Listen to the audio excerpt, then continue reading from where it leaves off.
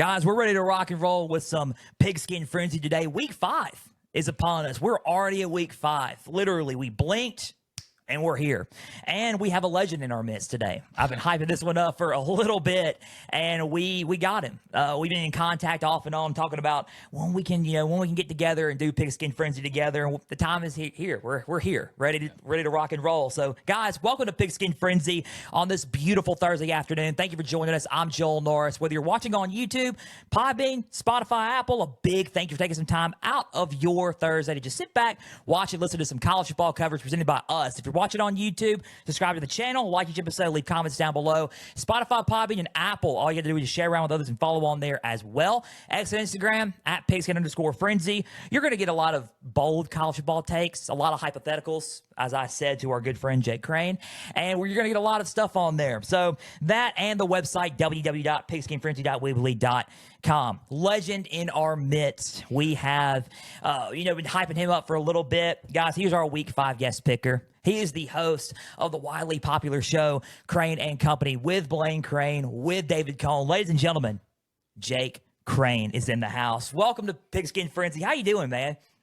Well, Joel, first off, thanks for having me.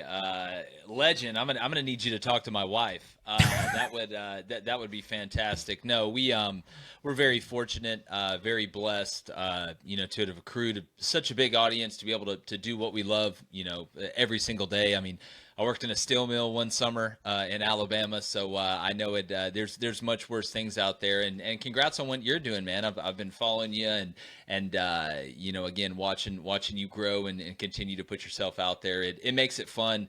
We all love the sport, and again, back to the legend comment. I don't know about all that. I'm just making sure. If you see me looking off to the left here, I got my 8th-month-old.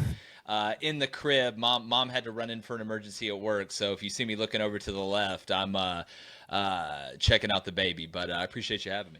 Man, you are a legend, though. Legend, ball knower, and guess what? The best title of all, he's a dad, and he's a husband. So that's the best title of all. And she looks like my wife, which is awesome. We were all rooting for that, at least so far. I don't want to jinx it.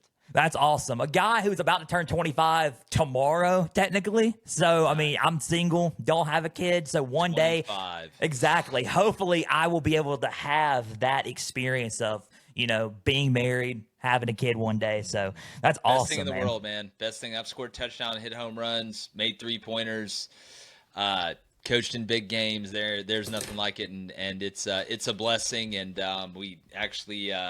Watching her grow, they grow like weeds. It's incredible. So, it's the best thing I've ever done.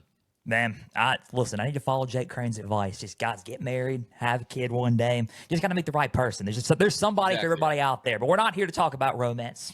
That's another episode. Yeah. We're talking about week 5 of college football, and it is a big one. And this is why I saved Jake Crain for this episode, because it's loaded, man. From, literally – on game day, they have those super dogs, right? From the super dogs all the way up to the main card of games. It is loaded. And we're going to talk about that here in a little bit with our preview and predictions. But just a touch, let's get your ranking reactions for week 5. I think that's very interesting. Did you agree with any of the moves in the AP poll, or did you disagree? Or what do you think about the AP poll for week 5? Well, I think it's fun to take stock and look and sometimes laugh at the AP poll. And obviously, when I think they're wrong, I'm going to say when they're wrong. When they're right, I'm going to say when I think they're right. I really think the top 10, because, we do our own power rankings on the show. And I think what has made this year, at least up to this point, so much fun is the parity you have all around college football, not just in the SEC, not just in the Big Ten, but everywhere. And I legitimately think you can make a case right now for 6 to 8 teams to possibly even be number 1 overall, which is a problem we have not had a lot of in college football, but it's fantastic. Regardless of where you grew up, if you love the sport, I'm from Lee County, Alabama, but I love the sport of college football. I want people on the West Coast to love it. I want people in the Northeast to love it. I know we love it down here in the Southeast, and that's never going to change, but I think it really brings everybody in. So as far as the top 10, the top part of it, I'm fine with it. There's actually a lot of similarities and correlation in between what they did and what we did in our power rankings on Monday. But the problem I have, and you'll hear me talk about this when we get into the college football playoff rankings that'll eventually come out, is I hate contradictions, and what I really can't stand is just taking a team at brand value, not resume value. And a couple instances of that. One, the brand value. Notre Dame at 1-2 should not be in the top 25. I understand that they played Miami on the road. I understand that they played Texas A&M as a quality Texas A&M team and lost at home. I understand that they beat Purdue by 26, but you gave up 30. To me, I think Notre Dame should be one of the top candidates to work their way back into the top 25, but you should not have, after 2 weeks, a winless team in the top 25, and that win over Purdue, wasn't sexy enough for me to think they should be in the top 25. And to be honest with you, I don't know what number they could have beat Purdue by that should have put them in the top 25 when you look at some teams that have been dropped out. The second one is Illinois. I don't care what you're ranked. If you get beat like a redheaded stepchild, 63-10, to me, you should be out at this point in the year. Now, if you're 10-1, and you get beat 63-10 in the last game of the season, and there were some anomalies and you've had injuries, obviously we can have a much different discussion about that because the resume's been built up. Illinois' resume isn't built up to the point where the first real test they have, they get dropped like a bad habit and drowned in a small puddle of water, and you keep them in the top 25, yet you have an Auburn team that beat Baylor on the road, that went on the road and lost to a top 10 team, in Oklahoma, at least by our standards, and a top team by their standards, by 7 in a controversial fashion, and you drop them out. I don't care if they were at 21 and Illinois was at 9. I don't care if they were at 15 and 16. To me, this just goes to show you that, A, there's too many people that vote in the AP poll, and B, a lot of the people that vote in the AP poll have no idea what they're doing. That's why we saw the lovely lady who still put Florida 2 spots above South Florida after Golish and them went in there in the swamp and drained it. We just have the wrong people and too many people voting on this poll. Let's just let's have a consistent message, a consistent mission statement, and you just don't have that. And I don't think you can have that with the amount of people you have voting. Outside of that, to be honest with you, I don't have a huge problem with it. I mean, Notre Dame and Illinois were going to be mine as well, so we're kind of on point here. The reason that is, Joel, is because it's blatantly obvious. Yeah. Like, you don't have to be John Madden to figure out that those two teams shouldn't be in the top 25 when you compare them to some other teams. But you see the way that they treat USF. You see the way that they treat, in my opinion, Mississippi State in former fashion. If you're going off what you've done this year, not what you've done the past 100 years, Notre Dame and Illinois should not be in the top 25. And I say that more on Notre Dame's side than Illinois because this ain't basketball. Right. I mean, and you're right. I honestly, when I saw that Illinois was in the rankings, like on Sunday, I was like, really? You know, like, are you serious? Like, are they not paying attention? But, I mean, Joel, were you shocked though? The AP poll's been the fat kid that people point and laugh at recess for how long now? Right. The only rankings that matter are the college ball playoff rankings, the Crain Company playoff rankings, and the Frenzy playoff rankings. Those are the only rankings that matter, ladies and gentlemen. That's all you need. That's all you need. Let's talk about who's on upset alert before we get to our preview and predictions. I know we got to pick those games, but who's on your upset alert for week 5? Man, well, you know, I think the odds of some craziness continue to rise each weekend. And when you have a slate like this, I mean, really starting Friday, too, with TCU at Arizona State, and you have this much parity, I think there's a decent amount of teams that need to watch out. Yeah. I don't want to get too far ahead and ruin any preview and predictions, so I won't, 100% go in. But the teams I think that need to be a little bit worried, I think A&M is in an interesting spot with Auburn coming in after that loss. There's some things defensively, and we put out our A&M Auburn preview a couple days ago. Not that Auburn's some great team right now by any stretch of the imagination, but there's some holes, I think, in A&M defensively, especially stopping the run because, again, to the audience out there, a good run game is not just a yard earner. A good run game is not just a point counter. A good run game helps you control the tempo and the time of possession. And when you're playing a team that can be as deadly on offense as A&M with what we've seen from Craver and Concepcion and Marcel Reed, it's hard for them to score when they're not on the field. So that's a huge caveat in this game. I tell you, I like Arkansas at home against Notre Dame. I think Notre Dame's defense has been one of the biggest letdowns because of the respect I have for Marcus Freeman and Chris Ash. Coming in there, that's been a big letdown. At some point, they're going to have to get out of man coverage if they can't rush the passer any better. Looking around the rest of the landscape, it's hard to call LSU beating Ole Miss an upset when it's a 1.5-point favorite. But as far as spreads that are out there, man, I feel like the Ohio State Washington spread is pretty high. It's remained higher than what I thought. I don't know if that's Vegas understanding that Washington is very susceptible defensively, and we know what Ohio State has on offense. But, man, I tell you, if you haven't seen Damon Williams, if you haven't seen Jonah Coleman, if you haven't seen Denzel Boston, these guys can really do it, and I think they can put up some points against what is an outstanding Ohio State defense. Thinking about the other matchups, looking at the SEC, Bama and Georgia can go either way when those two teams with that personnel, when they play each other. But those are a couple that just pop off right off the top. I think you mentioned Friday. It's a good one. I think Arizona State and TCU could go either way. Honestly, 100%. I think the Big 12 might have a TCU problem. I think Josh Hoover is a really solid quarterback, and he can break out even more if they beat Arizona State. That's one for me.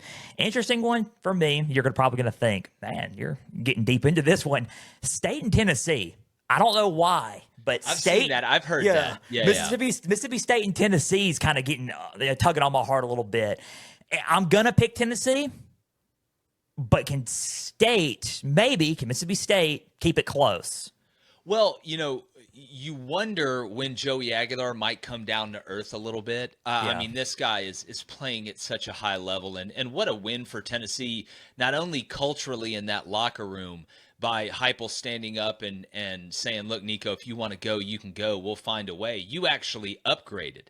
A little bit like I know they lost last weekend in a brutal fashion to Ole Miss, but I think Tulane got better at the quarterback position at the end of the day with Retzlaff, even though it was a very quick learning curve with him getting in there. I think the reason that people think that, and I can understand it, is obviously Mississippi State beat Arizona State, which I said was going to happen all offseason. I wasn't shocked by that. And then, okay, they can hang with Tennessee. We obviously know the defensive problems that Tennessee is having in the front seven, especially on the defensive line, with just the triage tent from an injury standpoint that they've had. What concerns me with this game with Mississippi State possibly winning this game is while Tennessee has struggled a little bit on the defensive line, I think it's a lot more even in this game than it was against Georgia and what Georgia has on the offensive line. So therefore, the run game is not going to be as prolific as some think. Jeff Lebby's a great play caller. He'll try and find a way around that. I think he'll try and supplement the run game with extended handoffs, basically now screens, bubble screens, quick game in the passing game, things like that. But I don't know if Mississippi State can stop Tennessee. I really don't.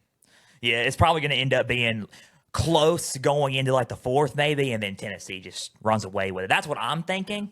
I think one more that I'm thinking about is, to me, I think Syracuse and Duke. I think that's an interesting one. I think Duke is the wrong team that's favored. Well, let me ask you this. What do you think? Obviously Angeli goes down. They've got, Ricky from LSU, Ricky Collins, I believe, who transferred in, who kind of fought for that job. I mean, Joel, I think Angeli was leading the nation in passing. Second in the country in passing going in. So that's just a brutal injury for Fran Brown. And I mean, you talk about just from a high to a low, you go beating Clemson, handling Clemson, then you find out that your starting quarterback is going to miss the rest of the season. I want to ask you, how do you think Mensa's done at Duke? How do you think that marriage has gone since he transferred from Tulane? Because that was one of the more interesting ones when we found out the amount of money that Duke was paying him. You like Syracuse in this game still? I do. I don't think that's crazy. I think that Darian Mensah's done really, he's okay. Let me just say this. He's not splashed by no means, but we do have time because it's only week 5, right? He can just all of a sudden just pop off the rest of the season, so who knows? Yeah. I think Darian Mensah's done okay. Now, is he worth the money so far? That's probably I'm probably will say no, not really, but give him some time, I believe. Yeah. But I think he's done okay. Just I don't think the $4 million. I think that's what it was in NIL value, $4 million, if I believe. It's somewhere around there. I don't think he's worth that yet. Me neither. Not at Duke if you're not dribbling and dunking a basketball. Cooper Flag worth 14. Absolutely. Mensa, I don't think worth 4. And give me the point. And also just give me this. Give me Duke. It's 5.5. Give me Syracuse 5.5. I think they'll keep it close. I just think Syracuse wins, especially it's at home for Syracuse. Yeah. Well, And I wonder if that gets bet up. I wonder if you kind of hold on that and see with the quarterback injury, if it doesn't go up to 6.5, then buy a point to get it to 7.5, or maybe it'll go up itself. That's one I've been following all week too. It's always interesting to see the movement after an injury like that at the quarterback position. Absolutely. I think because Fran Brown sees something in Ricky Collins. Yeah. He was Fran Brown. I mean, the dude does more with less than Charmin Ultra. I mean, it's incredible. Really? Watching him. If I'm a Syracuse fan, I'm more concerned about losing Fran Brown than I am the game. Absolutely. He will be a hot commodity on the coaching carousel, I believe. Florida, that's my first call. Oh, Florida? That would be interesting, especially when he was at Georgia with Kirby. That's interesting. I didn't know. Yeah. So, real quick before we move on to our preview and predictions. So, you mentioned Florida. Do you think this is it for Billy Napier? Yeah, I don't care what Urban Meyer says. They've got the money. I know they've got the money, and it's actually less money than they would have owed last season if they would have let him go. So I do. It's just trying to pull this rabbit out of the hat without the some new star quarterback coming in. It's the reason, Billy's job was saved last year, because the promise of DJ Lagway bringing Florida back to prominence. Well, that ship has sailed. It's now, sailed and then wrecked. I don't see it. I think he was living on borrowed time.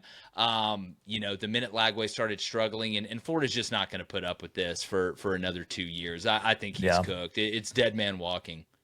Oh, and also, do you think the problems with Lagway have, one, to do with he hadn't really practiced a lot during the offseason, as well as Billy Napier's play calling? Do you think that's part of it too? Well, look, play calling is obviously very important, but at the end of the day, after coaching in Division I for a decade, I've seen bad play callers look really smart with great players. I've seen the opposite. I've seen really good coaches and good play callers look bad because they had bad players. So while the play calling is important, and I'm not discounting that, DJ Lagway was supposed to be good enough where you could have drawn a circle on a piece of paper and go out there and score 35 points a game.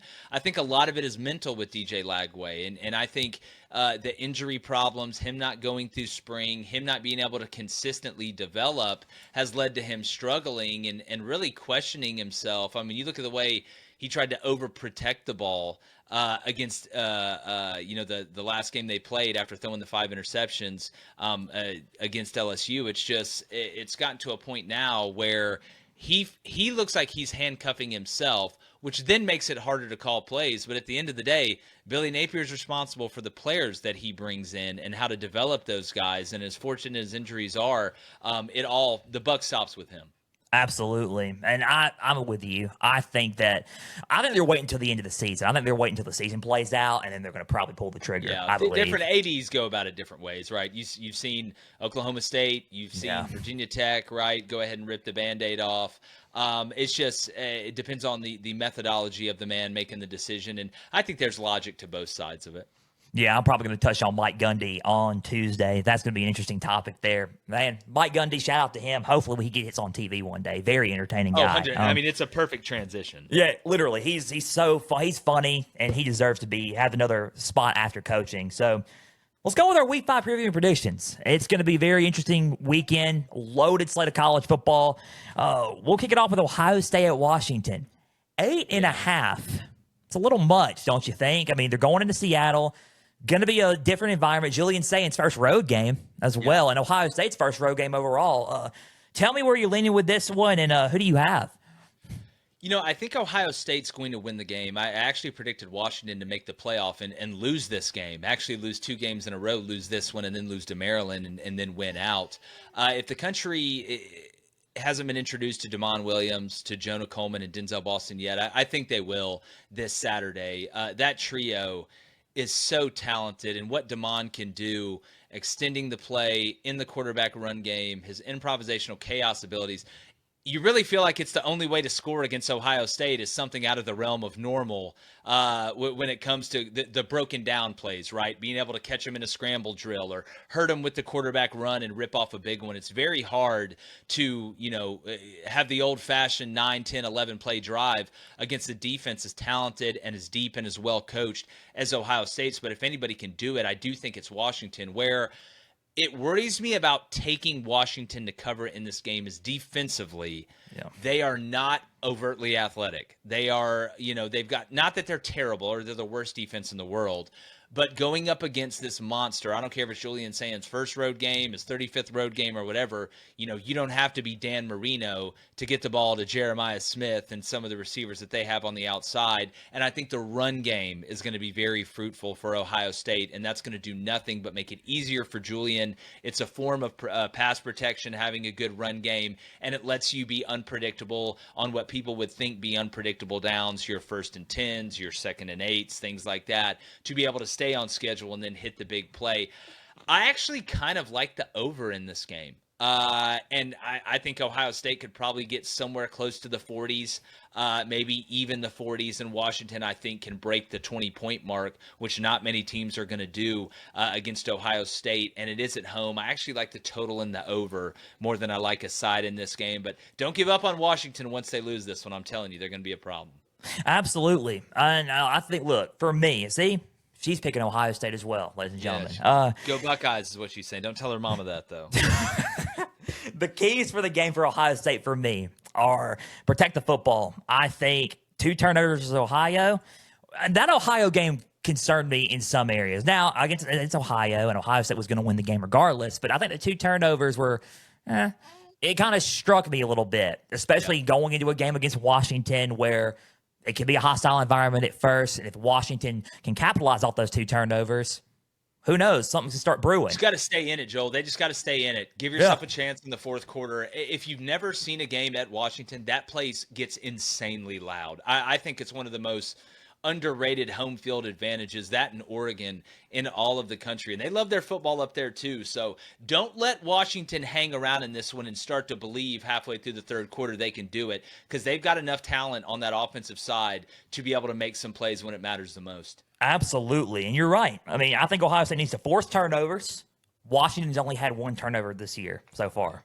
That's an interesting stat. Only one. Who they played, I know that's an argument, but only 1 turnover is a pretty interesting stat going into week 5. And then I think they just got to start off hot and just keep going, just floor it. When you're on the gas pedal, just floor it and just keep going and just especially on the road. Exactly, and run it up. Exactly. And Washington's keys went on 3rd down. I mean, they were 8 for 9 on 3rd down versus Washington State. I mean, that was impressive. Well, to be honest with you, Joe, I think I could get me, you, and 9 other guys, and we could at least go 50% on 3rd down against Washington. Yeah, that's true. But that's true. I mean, again, when you have the quarterback running ability, when the play breaks down, nothing rips your guts out more as a defensive coach and play caller and player than to lock them up on 1st and 2nd down, lock them up on 3rd down, and that witch takes off on 3rd and 8 and gets 8.5 after he made 2 guys miss. That just guts you. It's a mental thing. Absolutely. And then force 2 turnovers. I mean, force the turnovers. Get some turnovers going. If you can figure out a way to get it in your favor. I know you said they're not uber athletic, but find a way, just find any sort of capitalizing on a turnover. That'd be good. Then, like I said about Ohio State, same thing. Start off hot and just keep going. Get into that space. Because I think, in a way, this is kind of a mental thing for Washington against Ohio State. Just don't think about the scarlet and gray. Think about, okay, it's just another game. Let's win and go out there and capitalize on that. Who do I have winning this ball game? I got Ohio State. I think Washington covers. I think Washington will cover. Yep. I think it's going to be about 31-28, Ohio State. Man, I think that would be. I hope we get a bunch of good games this weekend. I don't want blowouts with all these matchups. For real. Look, I hope you're right, because that means it was a tight one, and I think it would be good. Not that you'd never say this as a coach. You want to win every game by 60, but I don't think it'd be the worst thing in the world if Ohio State had to go on the road and win one and have some of that game pressure in the second half as they try and get Julian and the rest of this team ready for the run that they're going to need to make in hostile environments throughout the season and then in the postseason. Absolutely. Guys, ball knower here, ladies and gentlemen, Jake Crain. Next up's LSU and Ole Miss. Both 4-0. Tricky game. LSU hadn't won in Oxford since 2019. And the way their offense is played, it's kind of, But if you look at Ole Miss, at first, the first 2 weeks, they're kind of like, okay, there's a shot. Then Trinidad Chambliss enters the chat, and all of a sudden he starts making that offense look more explosive, I believe, at least. So who do you got in this game? And I think the spread's like 4. No, it's 2.5. When I saw it, it was 1.5. We did our picks yesterday on Wednesday, and it was 1.5. Which again, Ole Miss at home, typically, Joel, you're going to give the home team, if they have a legit team or a legit home field advantage, at least 2.5, maybe even 3. The fact that this is 1.5 means Vegas truly thinks this is a pick'em. You bring up Trinidad Chambliss. Look, we talked a lot about Austin Simmons during the offseason. I don't think Austin Simmons is a bad player. I mean, he's hurt. It didn't look sexy against Kentucky, but he found a way to come back and make the plays. But what Trinidad Chambliss has done coming in, it's like chugging a Red Bull. It's like getting a vitamin B shot, man. He has absolutely surged this Ole Miss offense to start looking like what we're used to seeing with a Lane Kiffin offense. And I said on the show during the pick'em, look, if he comes out win or lose against a really talented and well-coached and developed LSU defense, right, if they get into the 30s and look good on offense, I don't think you can take this guy out. I really don't believe it. I hate that for Austin, but at the end of the day, we've seen this movie before where an injury happens at the quarterback position and the next guy comes in and balls. I mean, hell, just ask Tom Brady. He got in because Drew Bledsoe got hurt. Not that Trinidad is Tom Brady, but this was one of the hardest picks of the weekend for me. Because of the respect level I have for Blake Baker, what they do defensively, being able, everybody talks about, well, just disguise something and do something else. Well, yeah, try teaching that. You want to know how hard that is to teach? What Nick Saban would do at the end of the day, he wouldn't, not really disguising things to make things look different. He would just make everything look the same. And then at the snap, it would turn into something else, which is smart in its own way. Blake goes about it a little bit of a different way. He gives you a lot of different things pre-snap, the way he's able to flush mobile quarterbacks to where he wants it. You go back and watch what he's doing with Harold Perkins. It's really ingenious, and there's so much more discipline. But I tell you, man, I always go with my gut. And I think Nussmeier is still hurt. The thing that scares me about picking Ole Miss, which I did pick Ole Miss, is their ability to stop the run. Because I know a lot of people have been making fun of LSU's offense and that it's not, as explosive as what it was. They're running the ball a lot better with Caden Durham, I think, this season, which makes them more balanced as a team and a little bit scarier. And Durham is a heck of a back. I know Ole Miss played good against Tulane. This is a different team from Louisiana, a little bit of a different flavor of ice cream when you look at personnel. But I like Ole Miss to find a way to win this game, which would really throw a wrench into what a lot of people are thinking moving forward if LSU were to drop this one with the schedule they have upcoming. And then Ole Miss, what's their ceiling at the end of the day if they win this one? But give me the Rebels at home. I'm going to take Lane Kiffin. After all, I mean, his daughter comes out and announces she's dating the starting linebacker at LSU. Look, as the father of a daughter, you're not coming into my house and taking over my grill, dog. Like, we're going to have to show you at the end of the day who's the real daddy around here. I think Lane and Ole Miss wins. What do you think, Muffin? What do you think? Good? I think she likes Ole Miss too. See, it sounds like she likes Ole Miss. I think she does. And before I get to my keys and pick, do you think they cover? Like a touchdown, maybe more? I think the exact score, I believe I had Ole Miss 34-31. That's what I had. Yeah. So technically, if it's a 1.5 point spread, yes, I have Ole Miss covering on the favored side. So for LSU's keys, and I'm glad you mentioned the running defense for Ole Miss. I think that's very interesting because I mentioned that on Tuesday because I think that for Tulane running the ball, they didn't do bad running the football against them a little bit, right? They had some moments where they ran the ball good, and it shows a little bit of a hesitant, what's going on with Ole Miss's run defense. They're 122nd. Shout out to Josh Pate for that one because he helped me out with that stat. Thank you. 122nd in run defense in college football. So that's a note right there. For all LSU, you got to figure out a way to slow their offense down. I mean, they have the 11th offense in college football. Ole Miss does, especially with Chambliss in there coming in. He's white hot right now. He's starting Saturday. I'm pretty sure they were preparing for that one anyway, but I think that's going to be an interesting factor there. Just figure out a way to slow their offense down. Force turnovers. Get some turnovers from that defense, just like you did against Florida, against Clemson as well. Also, question for a key for LSU. Can you figure out a way to play offense like you did against Southeastern Louisiana? I know it's Southeastern Louisiana, and this is Ole Miss, but can you figure out a way to get the running game going, to get some of this, this juice that you had Saturday night on Saturday afternoon in Oxford? That's a big question there. And I know Nussmeier's still hurt, but I mean, you got to figure it out. Yeah.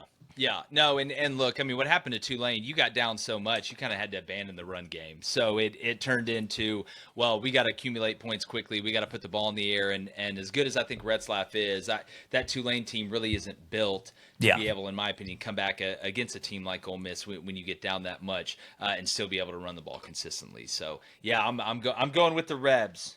Absolutely. Protect the football for Ole Miss. That's one key for them. Establish the running game. 241 yards versus Tulane. The keynote for LSU's defense is they are a top 5 rushing defense in college football, ladies and gentlemen. It's going to be tough to run the ball against them, but can they do it? And if they do, look out. That's all I got to say. And then start off fast and explosive. Immediately, if they get the ball first, I would try to go for 6 immediately and just put that defense on its heels for the first time this season, because LSU, that would shock a lot of LSU fans if that defense got put on its heels immediately. So who do I got winning this ball game? I think it's going to be close. I think Ole Miss is going to play them hard. I think LSU finds a way to get it done. I think LSU, with the defense, is going to find a way to get it done. I think the Ole Miss run defense scares me a little bit, and I think they're going to figure out a way with Harlem Berry, or if Caden Durham plays, he's still day-to-day as far as I know, due to a sprained ankle, to run the football a little bit and get the offense going a little bit. I think it's a little bit of a lower scoring game. Give me LSU 28, Ole Miss 21. I think LSU wins the game. LSU 28-21. It's still hard for me to believe against LSU's offense, yes, but that rushing defense is a little bit of a concern for me. So give me LSU 28, Ole Miss 21. I believe LSU has a better defense. So yeah, makes sense. Alabama at Georgia. History right here, man. See, so we got chills right now. Do you feel it? I feel this. Oh, yeah. Look, Alabama and Georgia. Yeah, this is like when King Kong fights Godzilla. Literally. Like in the middle of the city. That's what it's like. Look, I know Alabama got embarrassed against Florida State. Not only just the way, getting beat, but the way they got beat. We saw the clips of the lack of effort and just things that are so beneath the Alabama standard. And Ty Simpson's been really good since then. I know the competition hasn't been nearly what it was. And after seeing Maryland beat Wisconsin to death, which was I thought was the best underdog pick on the board at plus 295 last week, it kind of lends more to that. But Georgia's defense didn't look great against Tennessee. You look at, and I want to make sure, and I give credit to Tennessee and Joey Aguilar and that offensive staff, what they were able to do. I just look at the way this Georgia team is built offensively now, having Branch and weapons that are coming through outside. And Gunnar Stockton went on the road and proved it in a big moment. Made a great pass on the fade to London Humphreys on 4th down. Ultimately win the game in overtime. He kind of earned a couple medals after that one. I just think at home with a blackout, I know it's either gone really good or really bad for these blackouts. I think this Georgia team and this Georgia defense is embarrassed. I actually think it's going to be a pretty clean game. I think both teams are going to look quality on the field. I don't think there's going to be a ton of turnovers and penalties. I've got Georgia winning this one. I think it's going to be lower scoring than what some people think. Give me Georgia 27-23. I like the Dogs holding serve at home, and regardless of how close Bama gets, they lose this one.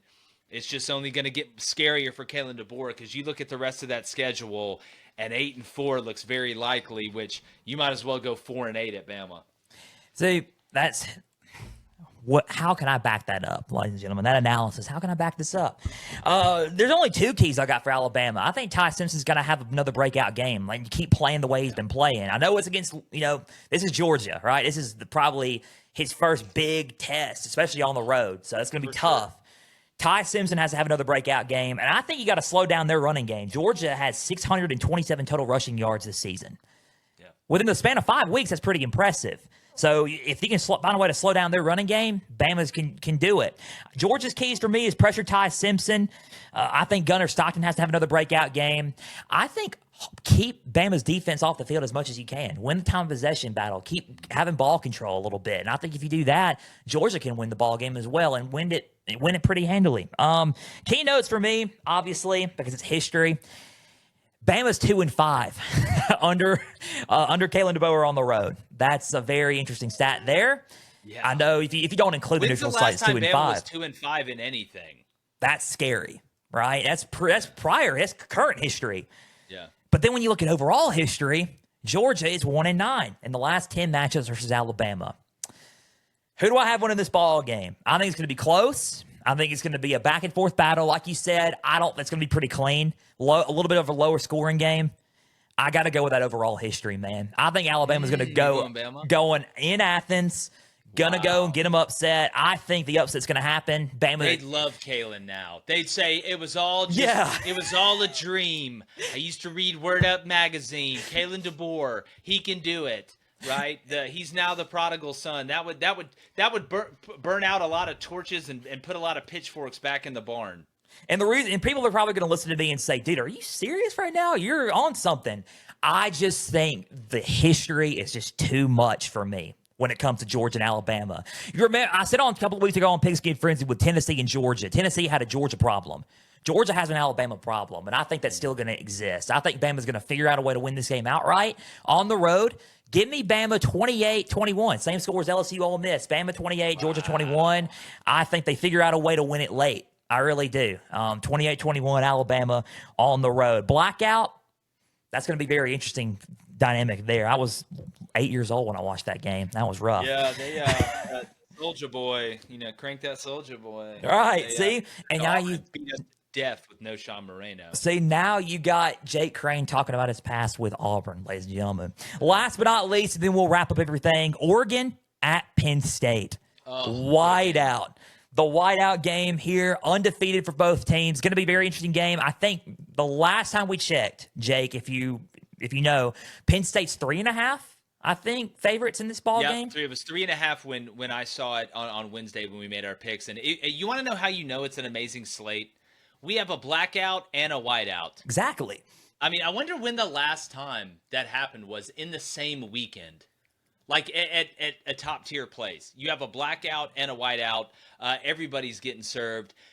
I picked Penn State, and I actually like Penn State probably by double digits in this one. I'll tell you why. I've watched Oregon. I got a ton of respect for Dan Lanning. I think he's phenomenal. But if you want to look at where Oregon struggled in big games, where's it been? It's been on the defensive side of the ball, which is shocking when you look at the way that he coaches and the type of talent that he's brought in there. And I've watched him play. Dante Moore is fantastic. He's such a natural thrower of the ball. I think he did a smart thing sitting behind Gabriel last year, biding his time. I know Evan Stewart got hurt in the preseason, but they've got DeCorian Moore. They've got guys that can make plays. But defensively stopping the run, Joel, I've watched them, and I've looked at their personnel. I don't think they have the horses to hold up for 4 quarters against a Penn State run game that is nasty with Allen and with Singleton. You look at Pena on the outside too. Not that Aller is an amazing passer of the football. I think he's a little bit above average. But when you have a run game like that, it opens up so many things in the back end. Not only just, naturally built in when teams are having to heavy up the box against heavier personnels, but play action as well. What that does to a safety when the safety's having to come down and save home runs against the run game by tackling in the alley and forcing those things. I just think Penn State, and it goes back to what I was talking about earlier about having a great run game. It controls time of possession. We've seen games where Penn State didn't throw it for a whole half. And if Oregon's defensive line, and in that same breath, linebackers, because if you have a bad defensive line, it really muddies things up for the linebackers. If they're not able to hold up at home, Penn State may run away with this one, and I think they do. Give me Penn State 37-24. Ooh, 37-24. That's a score. I have it a little bit closer, and I'll tell you in a minute. Oregon's keys, you got to win the line of scrimmage battle. Here's why that concerns me. They did sort of, tiny bit, get pushed around against Northwestern. It's a tiny bit. And it looked a little bit sluggish. So I was kind of concerned about that. And that one concerns me. You have to win the line of scrimmage battle against a solid Penn State front. Dante Moore has a breakout game. If he wins, or has a breakout game rather, then they can probably win the ball game and pull off an upset and protect the football. Here's the problem with that for Penn State, and this is a key for Penn State, forced turnovers, because they have 7 turnovers so far this season for that defense. They have snagged 7 turnovers in 5 weeks. That's a lot, even though it was against competition that was, Not Oregon, not a Georgia, not a type of competition like that, but still, that's still impressive. 5 weeks so far into the season. Win the line of scrimmage battle, and like you said, just establish the run game with Allen and Singleton. I mean, they're just monsters on the ground, and it's going to be kind of tough for Oregon to try to stop that. So who do I have winning this ball game? I'm with you. I got Penn State. I think it's going to be 35, probably 35-28. I'll say I don't think it's 3.5. I think Penn State covers, but by a touchdown. 35-28. I think that Penn State, and I'll agree with you a little bit on this. I think Oregon will try to make a comeback late, and then Penn State's just going to shut them down at the end. I think that's how it will work. Well, that's where that run game can kill you. If you're able to sit on you get in that 4-minute drill, that 7-minute drill, being able to sit on that ball and just, run the thing out. That's where it could really rear its head. Absolutely. And I know we're out of time, but I'll close with this. The only thing that worries me about this game is the record with James Franklin in big-time games. That's the only thing that worries me a little bit about this one. I'm kind of hesitant. It's a legitimate worry. It's a legitimate worry. And then again, Penn State hasn't looked amazing against inferior competition, but I think we already kind of know who Drew Aller and Katron Allen and Nick Singleton are in big games. I think they've proven enough where I can give them the benefit of the doubt. Absolutely. Ladies and gentlemen, Jake Crain, thank you for joining us. Golf clap. Yes. And Baby Crain as well joins us. So thank y'all for being on. And guys, we're out of time. A big thank you for taking some time out of your Thursday to just sit back, watch and listen to some college football coverage presented by us. If you're watching on YouTube, subscribe to the channel, like each episode, leave comments down below. Spotify, Podbean, and Apple. All you got to do is just share around with others and follow on there as well. X and Instagram. At Pigskin_Frenzy. Follow me on there. Guys, give Jake Crain a follow on X and Instagram. I mean, and also keep up with Crain Company because that show is just going up. It's going to keep on going up. We have a good time. We can't believe they pay us for it. Absolutely. See, keep up with Crain Company. Guys, thank you for joining us.